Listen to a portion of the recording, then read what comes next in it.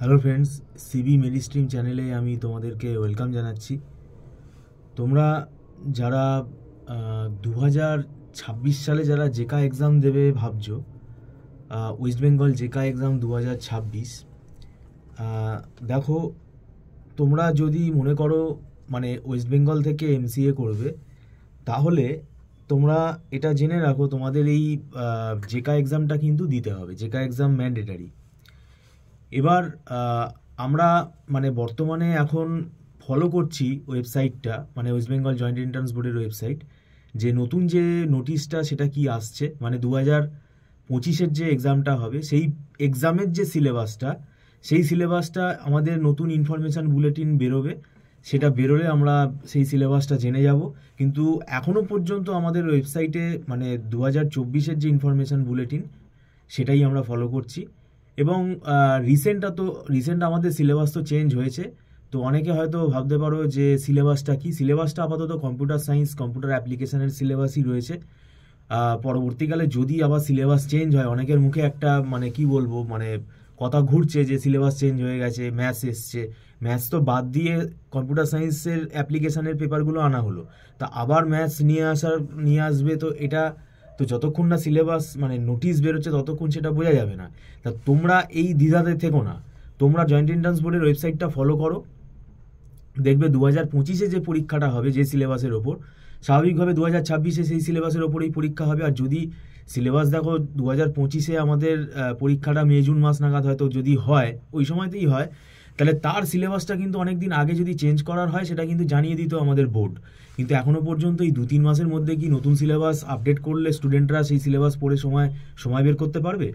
তো সেটার জন্য আমি তোমাদেরকে বলে রাখছি, তোমরা কিন্তু 2026-এর যদি ক্যান্ডিডেট হও এবং তোমরা যদি ওয়েস্ট বেঙ্গল জেকা এক্সাম যদি দিতে চাও, তাহলে তোমাদের এই বর্তমানে দেখবে যে সিলেবাসটা আমাদের রয়েছে 2024-এর যে ইনফরমেশান বুলেটিন, সেইটা ডাউনলোড করলে তোমরা সিলেবাসটা জানতে পেরে যাবে। আমি তোমাদের তাও বলে দিচ্ছি, আমাদের বর্তমানে যে সিলেবাসটা রয়েছে এখনও পর্যন্ত যেটা আমরা দেখতে পাচ্ছি সেটা হচ্ছে সি আছে, ইন্ট্রোডাকশন টু কম্পিউটার বলে একটা পেপার আছে, সেটা হচ্ছে তোমার কম্পিউটার আর্কিটেকচার।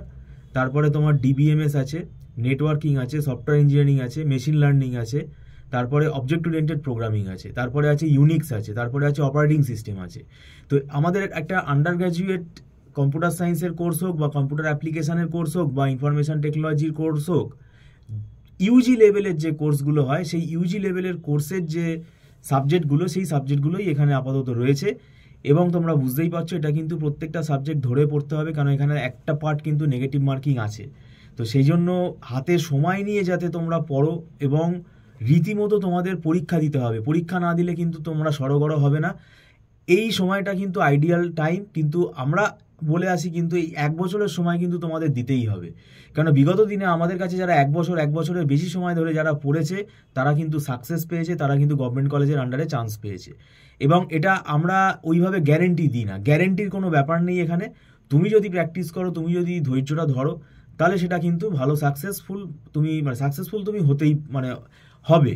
তো এখন ব্যাপারটা হচ্ছে, এটা অনেকে হয়তো ভাববে যে এত আগে থেকে কেন পড়বো, মানে এটা পয়সার জন্য হয়তো বলছে এরা, কিন্তু ব্যাপারটা তা না।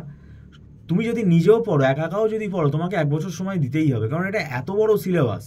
এবং এটা ওই মুখস্থ করে ওইভাবে পড়ে চলে গেলে তো হবে না, রীতিমতো এখানে কনসেপ্ট ক্লিয়ার করে আমাদের পড়তে হয়। এবং তারপরে আমরা কি হয়, রীতিমতো ক্লাস টেস্ট নেই, পরবর্তীকালে তো মক টেস্ট আমরা নেবই। তো আমরা এখানে ধরে পড়াই এবং আমাদের এখানে মান্থলি ফিস সিস্টেমে ক্লাস হয়, কোনো লামসাম টাকা চার্জ করা হয় না। মাসে মাসে একটা নমিনাল ফিসের বিনিময়ে আমরা পড়াই এবং সেটা অ্যাডভান্স পেমেন্ট করেই ক্লাস করতে হয় প্রত্যেক মাসে, এবং সেটা নট রিফান্ডেবল। আর এখানে ছোট ছোট ব্যাচে ক্লাস হয়।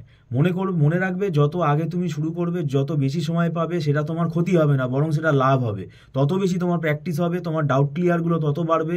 কোন কোন জায়গাগুলোতে তোমাদের মানে ড্রব্যাকস আছে সেগুলো আমরা টিচাররা বুঝতে পারবো, সেইগুলোকে আমরা আবার পড়াবো, আবার বোঝাবো।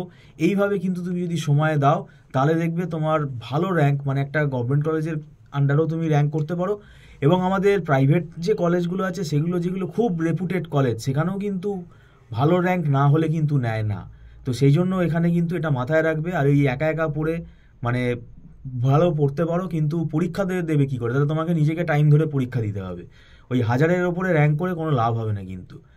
সেইটাই আমরা বলছি যে যদি মনে হয় তোমাদের টিউশন গাইডেন্স নিলে ভালো, তাহলে তোমরা এখন থেকেই যোগাযোগ করতে পারো। আমরা খুব শিগগিরই মানে পড়া শুরু করে দেবো 2026-এর। আর ওই যে বললাম যে রীতিমতো পড়তে হবে, এবং যারা নন আইটি ব্যাকগ্রাউন্ড আছে, যারা মানে বিএসসি মানে ম্যাথামেটিক্স অনার্স বা কেমিস্ট্রি অনার্স, ফিজিক্স অনার্স, তোমাদের কিন্তু মানে আইটির যেহেতু পেপারগুলো তোমরা জানো না, তোমাদের এটা অস্বাভাবিকভাবে অসুবিধা হতে পারে।